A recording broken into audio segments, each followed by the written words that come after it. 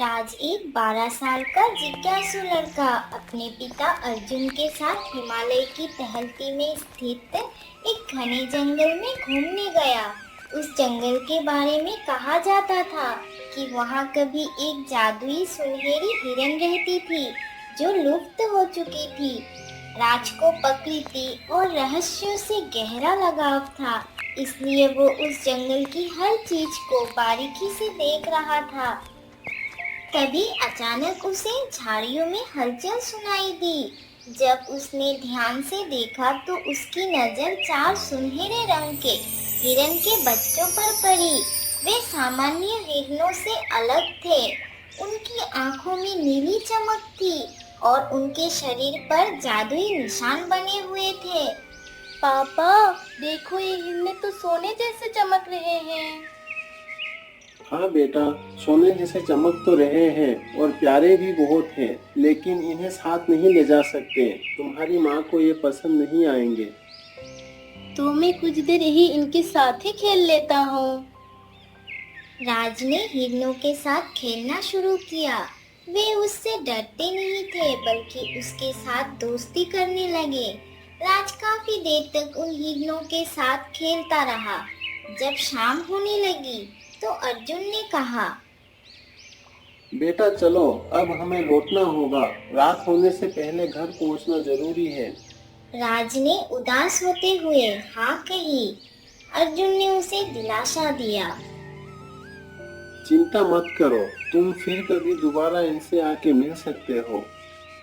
अर्जुन मन ही मन सोचने लगा, ये कोई साधारण हिरन नहीं लगते। शायद ये वही प्राचीन जादुई हिरन है जिनके बारे में पुरानी कथाओं में बताया जाता था। राज और अर्जुन वहां से चले गए, लेकिन चारों हिरन राज की ओर देखते रहे। रात होते होते राज और अर्जुन घर पहुंच गए। राज ने अपनी माँ सुमन को बताया, माँ, आज मैंने पहाड़ पर 4 हिरणों के साथ खेला। वे बहुत प्यारे थे। सुमन ने चिंतित होकर पूछा, तुम उन्हें साथ तो नहीं लाए ना?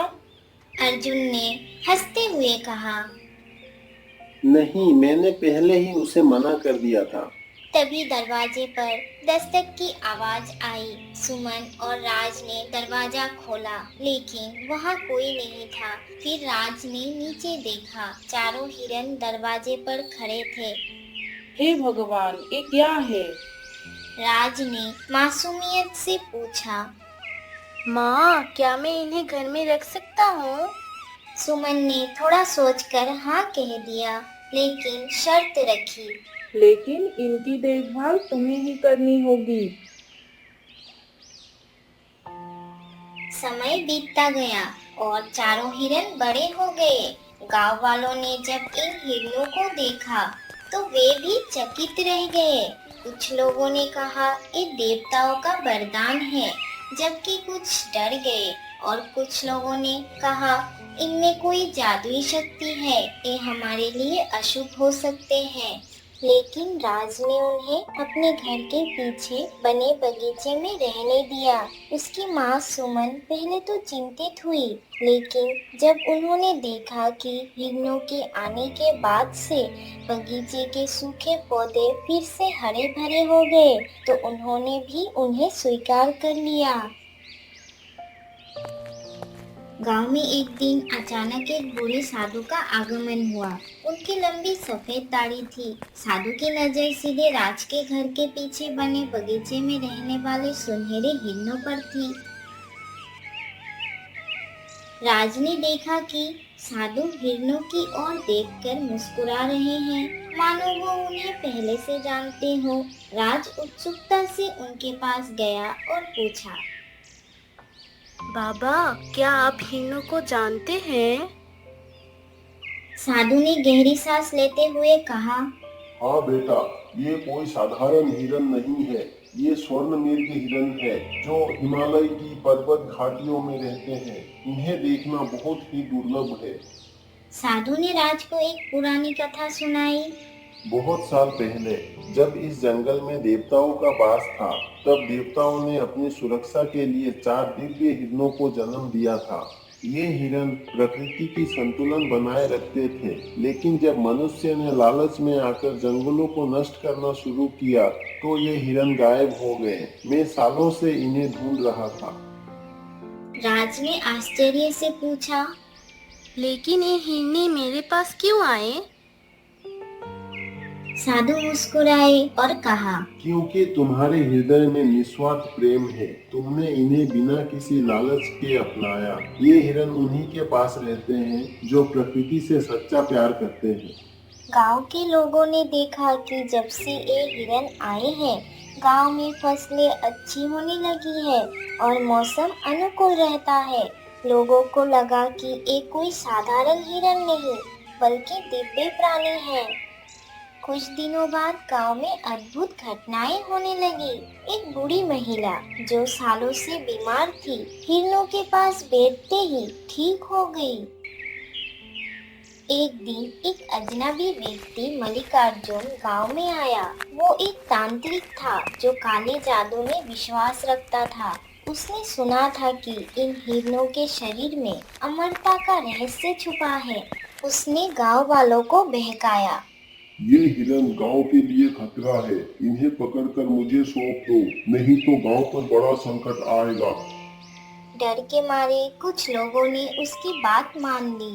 एक अंधेरी रात को मल्लिकार्जुन ने अपने जादू से हिरणों को पिंजरे में बंद कर लिया। जब राज को पता चला तो वो तुरंत हिरणों को बचाने के लिए दौड़ा। मल्लिकार्जुन ने उसे रोकने की कोशिश की, लेकिन हिरणों ने अपनी जादुई शक्ति से राज को एक अदृश्य सुरक्षा कवच प्रदान किया। तभी सबसे बड़े हिरण ने पहली बार मानवीय आवाज में बोलना शुरू किया, राज, हम वन्यता के संरक्षक हैं। तुम्हारी निस्वार्थ भावना ने हमें ताकत दी है। हम तुम्हारे साथ हैं राज। हमें कोई अलग नहीं कर सकता। तुम बोल सकते हो? मैंने अभी अभी मानवीय आवाज में बोलना सीखा है। इन चारों में से मैं सबसे बड़ा हूँ। चारों हिरणों ने अपनी दिव्य शक्ति से पिंजरा तोड़ दिया और राज के साथ घर लौट आए। मल्लिकार्जुन भाग खड़ा हुआ और गांव वालों ने महसूस किया कि उन्होंने गलती की थी। उन्होंने हिरणों से माफी मांगी और उन्हें गांव का संरक्षक घोषित कर दिया। राज और हिरणों की दोस्ती और भी गहरी हो गई। अब वे सिर्फ जानवर नहीं, बल्कि राज के परिवार का हिस्सा थे। गांव में खुशहाली लौट आई और लोगों ने सीखा कि प्रकृति के साथ सद्भाव में रहना कितना जरूरी है।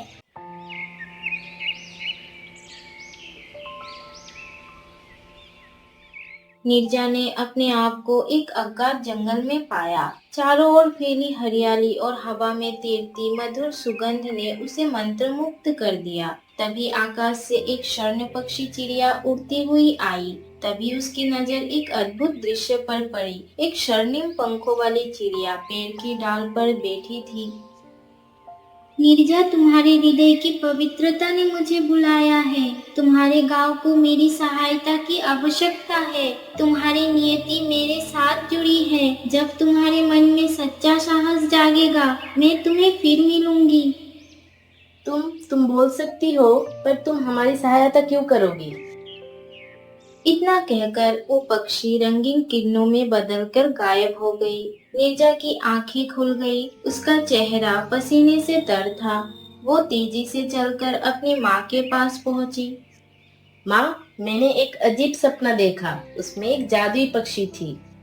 अभी तो जमींदार ने तुम्हारे पिता का जीना हराम कर रखा है और तुम सपने देख रही हो। ये सिर्फ एक बेकार का सपना है। अब आकर अपने पिता के लिए खाना ले जाओ। तुम्हारे पिता खेत में मेहनत कर रहे हैं।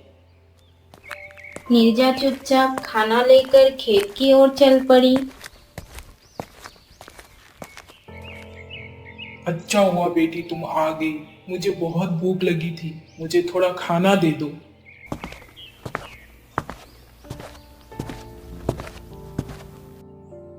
देखो जमींदार, मैं थोड़े से कर्ज के लिए अपना खेत नहीं छोड़ूंगा। यही खेत मेरा सब कुछ है।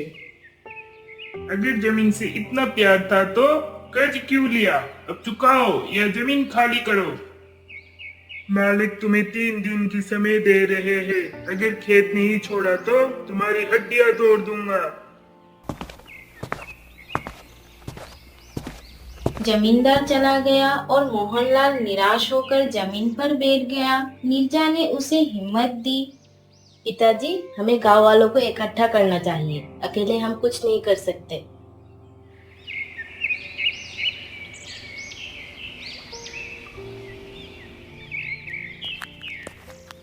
अगले दिन मोहनलाल गांव के मुखिया हरिप्रसाद के पास गया।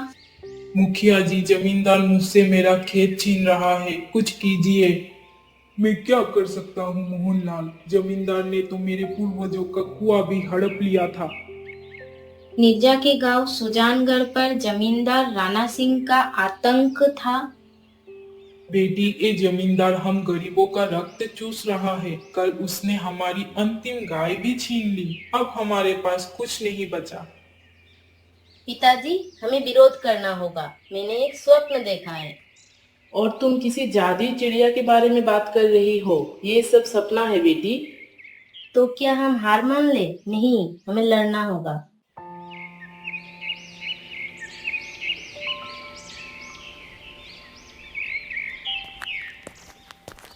अगले दिन गांव में एक पंडित जी आए।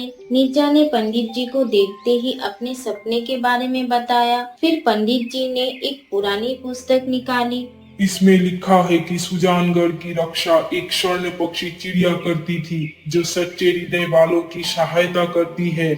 तो मेरा सपना सच था। मुझे फिर से उस चिड़िया से मिलना होगा।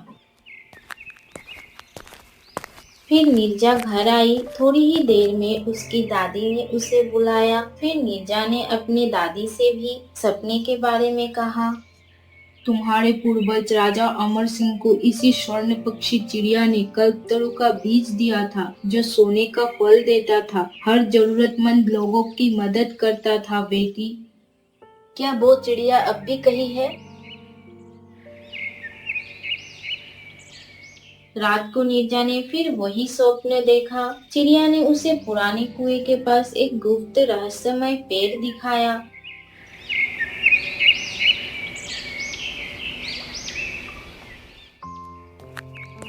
अगली सुबह बहुत ढूंढने के बाद नीरजा ने गुप्त रहस्यमय पेड़ को खोज निकाला। रहस्यमय पेड़ गूंजती आवाज में कहा, सत्य का मार्ग कठिन है, क्या तुम सच में उसका सामना करने को तैयार हो? हाँ, मैं अपने गांव को बचाने के लिए कुछ भी करूंगी। पेड़ ने उसे एक गुफा के बारे में बताया, जहाँ पे कोई इंसान आता जाता नहीं था। सदियों से वो गुफा बंद था। नीरजा गुफा तक पहुँचते ही गुफा के अंदर से आवाज आई, अंदर आ जाओ नीरजा, तुम्हारा ही इंतजार हो रहा है। द्वार खोला तो भीतर एक स्वर्ण पक्षी चिड़िया वहाँ प्रतीक्षा कर रही थी, वही जो नीरजा के सपने में आई थी। तुम्हारी निस्वार्थ भावना ने मुझे प्रकट किया है। ये कल्पतरु का बीज लो, जो सच्चे हृदय वाले के हाथ में सोने का फल देगा। सदियों पहले मैंने किसी को दिया था, आज मैं ये तुम्हें दे रही हूँ, ताकि तुम हर जरूरतमंद लोगों की मदद कर सको। कल्पतरु का बीज को लेकर नीरजा बहुत खुश होकर घर पहुंची। पहुंचते ही घर वालों को सब कुछ बताया। घर वाले उसकी बातों पे यकीन नहीं कर रहे थे। तभी नीरजा ने कहा, जब एक कल्पतरु की बीज पेड़ में बदल जाएगी और सोने का फल देना शुरू करेगी, तब आप लोगों को यकीन हो जाएगा। ये कहकर नीरजा जाके सो गई।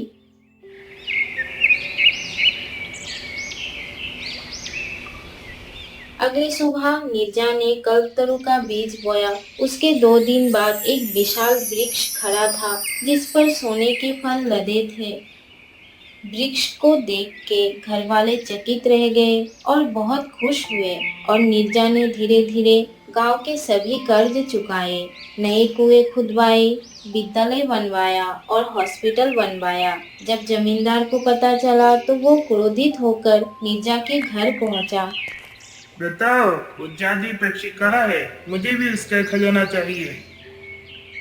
नीरजा ने उसे कुछ नहीं बताया। फिर उसकी नजर विशाल वृक्ष पर पड़ी जिसपे सोने के फल लदे थे। पेड़ को देखते ही उसके अंदर लालच उभर आया। अपने सभी साथियों के साथ उसने वृक्ष को उखाड़ने की कोशिश की। जब जमींदार ने वृक्ष को उखाड़ने की कोशिश की तभी स्वर्ण चिड़िया प्रकट हुई। अरे लालची, तूने प्रकृति के नियम तोड़े हैं। चिड़िया के पंखों से निकली सुनहरी किरणों ने जमींदार और उसके साथियों को पत्थर में बदल दिया। गांव वाले अब स्वतंत्र थे। नीरजा ने स्वर्ण चिड़िया के सम्मान में एक मंदिर बनवाया। याद रखो नीरजा, सच्चा धन वही है जो सबका कल्याण करे। कहते हैं आज भी कभी कभी सुजानगढ़ गांव के ऊपर एक सुनहरी छाया उड़ती दिखाई देती है। शायद वो स्वर्ण पक्षी चिड़िया अपने गांव को देखने आती हो।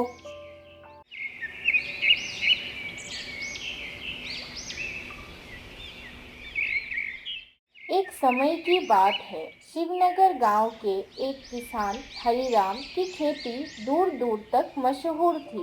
हरिराम अपने खेतों में टमाटर, बैगन और कई सारे सब्जियों की खेती करता था। वो रोज अपनी ठेला गाड़ी में ये सब्जियां लाद कर गांव-गांव घूमता और सीधे लोगों को बेचता। उसका मानना था, साफ सुथरी सब्जी लोगों तक पहुँचे, यही मेरा धर्म है। शिवनगर गांव के एक चौराहे पर कच्चे मिट्टी के मकान में हरिराम अपनी पत्नी कौशल्या और बेटे छोटू के साथ रहता था। कौशल्या बहुत ही समझदार और मेहनती औरत थी। छोटू उनका बेटा करीब 10 साल का था। हरिराम अक्सर कहता, देख छोटू, हम किसान हैं, मेहनत हमारा धर्म है और जो चीज खुद उगाते हैं उसे लोगों तक ईमानदारी से पहुंचाना ही असली सेवा है। छोटू बस मुस्कुराता और अपने पापा को गौर से देखता। उस मासूम सी मुस्कान में बहुत सारे सवाल होते और हरिराम हर बार कुछ न कुछ ऐसा सिखा जाता जो जिंदगी भर उसके साथ रहने वाला था।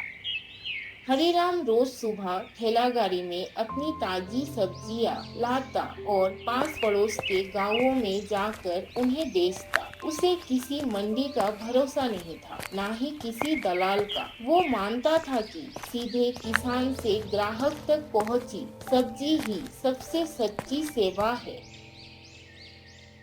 एक दिन जब हरिराम अपने आंगन में टोकरी में सब्जियां सजा रहा था, तभी एक अजनबी आदमी वहां आ पहुंचा। वो बोला, मैं सेठ बलवंत दास का आदमी हूँ। हमारे मालिक की शहर में बड़ी सब्जी की दुकान है। उन्हें बहुत सारा माल चाहिए। अगर तुम अपनी सब्जियाँ हमें बेच दो तो हम तुम्हें अच्छी कीमत देंगे।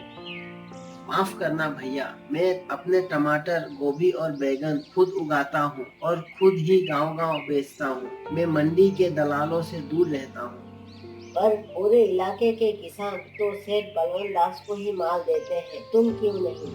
मैं किसान हूँ, मेहनत से कभी भागता नहीं। मेरा मुनाफा थोड़े में है पर लोगों की सेवा में संतुष्ट हूँ। मंडी में सब्जियाँ खराब हो जाती हैं और महंगी भी बिकती है। मेरा काम है लोगों तक ताजा सब्जियाँ पहुँचाना।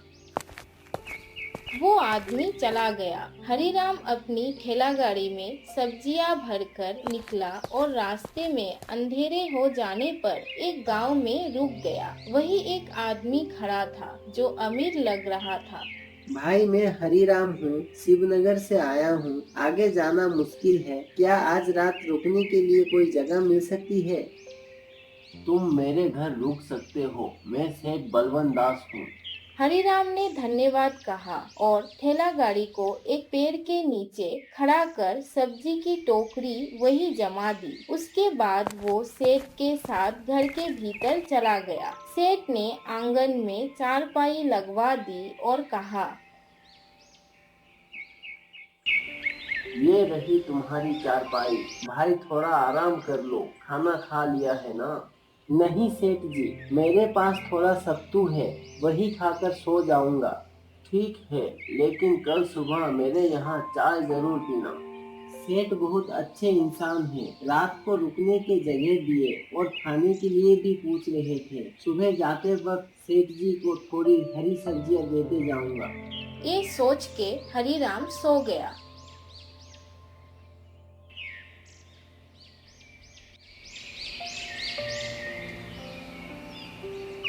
सुबह जब हरीराम उठा तो देखा उसकी टमाटर की टोकरियों में से एक टोकरी गायब थी। वो तुरंत सेठ बलवंत दास के पास गया और बोला, सेठ जी, मेरी एक टमाटर की टोकरी गायब है। सेठ नाराज हो गया। क्या मुझ पर तुम चोरी का इल्जाम लगा रहे हो? मैंने तुम्हें रात बिताने की जगह दी और तुम मुझ पे ही शक कर रहे हो। हरीराम चुपचाप वहाँ से निकल गया और जाकर सरपंच रघुनाथ जी को सब बताया। सरपंच ने कहा, अगर तुम्हें पक्का यकीन है कि सेठ बलवंत दास ने चोरी की है तो हमें इसका पता लगाना होगा। हरीराम की बात सुनकर सरपंच रघुनाथ ने तुरंत अपने नौकर को आवाज दी, रमेश, जाओ सेठ बलवंत दास को बुला लाओ। कहो कि पंचायत में हाजिर हो, गांव का मामला है। कुछ ही देर में सेठ बलवंत दास पंचायत में आ गया। चेहरे पर वही रोब, लेकिन आंखों में थोड़ा हड़बड़ाहट छिपी हुई थी। हरीराम कह रहा था कि उसकी एक टमाटर की टोकरी चोरी हो गई, वो भी तुम्हारे घर रुकने के बाद। बोलो सेठ, क्या तुमने कुछ देखा? सेठ ने कहा, सरपंच जी, मैं इस किसान की मदद करना चाहता था और अब ये उल्टा मुझ पर ही आरोप लगा रहा है। मेरे पास खुद की खेती है, मैं किसी के टमाटर क्यों चुराऊंगा? ठीक है, फिर एक काम करो, अपने खेत का एक टमाटर लेकर आओ और हरीराम, तुम भी अपनी टोकरी से एक टमाटर लाओ। हम गांव के सुरेश को बुलाते हैं, वही जो सब्जियों की परख करने में माहिर है।